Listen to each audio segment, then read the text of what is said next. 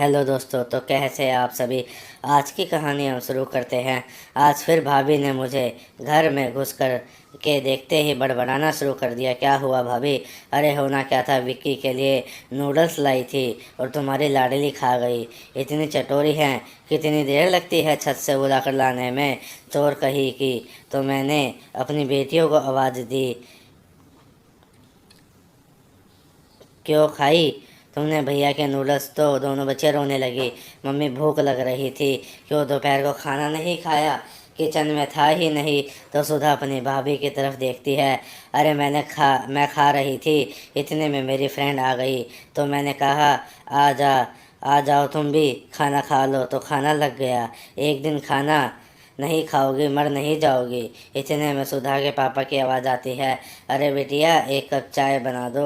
हाँ पापा, वह रसोई में जाते हुए अपने 7 साल की बेटी अवनी को पैसे देकर कहती है, जो सामने वाली दुकान से बिस्कुट ले, इतने में चाय बनाती हूँ। फिर अपने पापा को चाय देकर दोनों बेटियों को चाय बिस्कुट खिलाकर कमरे में पढ़ने बैठा देती है और खुद रात के खाने की तैयारी में लग जाती है। साल भर हो गया मायके में पड़े हुए। भाभी के मायके की तरफ उनके दूर के रिश्तेदार रिश्ता करवाया था। उन्हें संस्कारी बहू चाहिए थी। कहने लगे, हमारे पास पैसा बहुत है, बस लड़की चाहिए जो घर में रच बस जाए। पापा ने ज़्यादा छानबीन नहीं करी। भैया भी कहने लगे, अरे मेरे ससुराल वाले क्या गलत बताएंगे। वह देखने आए तो रिश्ता पक्का कर गए। अगले दिन फ़ोन आया, जी लड़के को अमेरिका जाना है, हम चाहते हैं अकेला ना जाए, इसलिए हफ्ते के अंदर शादी करवा दीजिए। शादी के बाद बोले, यह प्रोग्राम कैंसिल हो गया। 1 महीने तो सब सही लगा। एक दिन मैं अपने पति के कपड़े अलमारी में लगाने लगी तो कुछ कागज़ थे, हाथ लग गए। उसे पता चला उसके पति को दौरे पड़ते थे, अब इलाज चल रहा है। तो वह सासू माँ के पास गई तो फिर कहने लगी, अरे मेरे बेटे को यह परेशानी नहीं होती तो क्या रिश्तों की कमी थी जो तुम जैसे फटीचर का रिश्ता लेते। सासू माँ, मेरे पापा क्या क्या भीख मांगी थी, रिश्ता ले लो मेरी बेटी का। कुछ समय बाद पता चला ऐसा कोई ऐप नहीं जो मनोज में ना हो। साल भर के अंदर अवनी का जन्म हो गया। सोचा अब सुधर जाएगा, पर वह ना सुधरा। 2 साल बाद सभी पैदा हुई, फिर भी कुछ सुधार ना हुआ। एक दिन पता चला जुए में सब हार गए हैं। अब घर का गुजारा करना भी मुश्किल हो रहा था। तो मैंने नौकरी करने का सोचा। बेटियों का पेट भरना ही था। एक ऑफिस में नौकरी मिल गई। धीरे धीरे खर्चा निकलने लगा। पर मनोज अब भी नहीं सुधरा था। जब दिल में आता हाथ भी उठा देता। एक दिन सुधा ने देखा मनोज उसके अलमारी में से पैसे निकाल रहा है। तो वह कहने लगी, मनोज मान जाओ, अभी घर का खर्चा बाकी है। तुम खुद तो कुछ करते नहीं हो, जो मैं कमाती हूँ वह भी ले जाते हो। और वह उसके हाथ से पैसे छीनने लगी। तो मनोज ने उसे धक्का दे दिया। उसके माथे पर बहुत तेज चोट लगी और खून निकलने लगा। सुधा गुस्से में अपनी बेटियों को लेकर मायके आ गई और 6 महीने के अंदर मनोज से तलाक ले लिया। मैं सारी तनख्वाह भाभी के हाथ में रख देती थी, कुछ खर्चा कर सारा घर का काम भी करती। सुबह जाने से पहले, रात को आने के बाद, फिर भी उनका मुंह सूजा रहता। क्या करूं, कहाँ जाऊं, मैं परेशान हो रही थी। तो 4 दिन ही हुए थे। एक दिन विक्की अवनी के बाल खींच रहा था तो सभी ने छुड़वाने के लिए उसके हाथ पर काट लिया। तो भाभी ने इतना कस के थप्पड़ मारा, इस बच्ची के मुंह पर 5 उंगली छप गई। इतने में सुधा घर आ गई।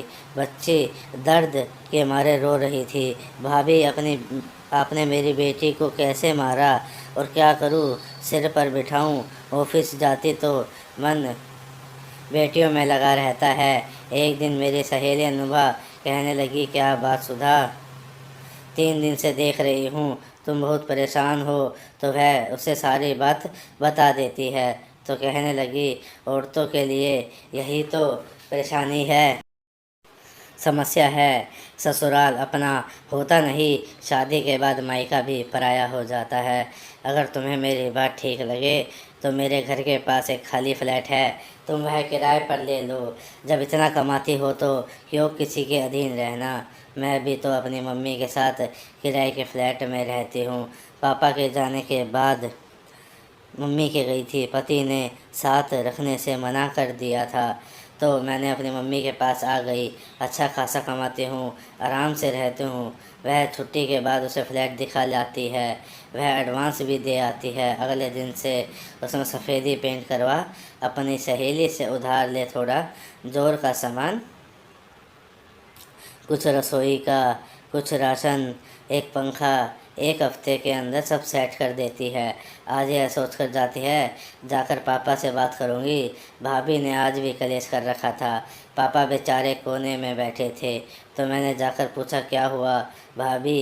अरे होना क्या है, तुम्हारी बेटियों ने खून पी रखा है। एक तो अपने घर में जगह दी, खिला पिला रहे हैं, उधर ऊपर से हमें ही आंखें दिखाती हैं। अच्छा भाभी, और जो मैं सारी सैलरी आपके हाथ पर रख देती हूँ तो क्या एहसान करती हो। अपने घर में जगह दे रखी है, हमें यहाँ रहना ही नहीं है। चलो पापा। नहीं बेटिया, मैं कहाँ जाऊँगा। अरे ले जाओ अपने बूढ़े बाप को। तो वह थोड़े कपड़े लेती है और अपने फ्लैट में आ जाती है। उसकी तरफ देखते हैं।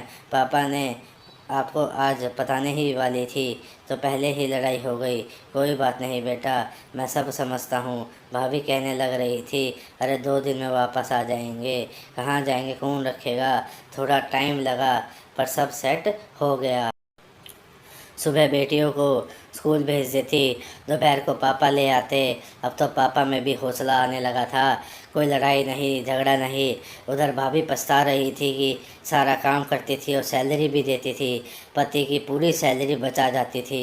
एक दिन अपने पति से कहती है आप मना लाओ, तो मना कर देते हैं। एक दिन सुधा के पापा कहते हैं सुधा, मैं पूरा दिन फ्री रहता हूँ और बच्चों को पढ़ाने की सोच रहा हूँ, कुछ बच्चों को ट्यूशन देना शुरू कर दूँ। तो सुधा कहती है पापा, सारा खर्चा आराम से निकल रहा है, आपको परेशान होने की ज़रूरत नहीं है।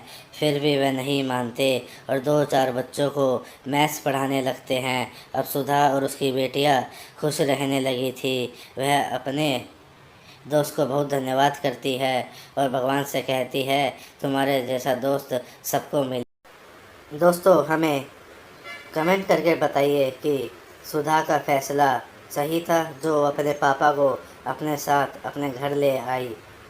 और अगर आपको हमारी कहानी पसंद आई हो तो प्लीज़ हमारी कहानी को लाइक कीजिए, हमारे चैनल को सब्सक्राइब कीजिए और हमारी कहानी को शेयर कीजिए। आप सभी का धन्यवाद। Thank you.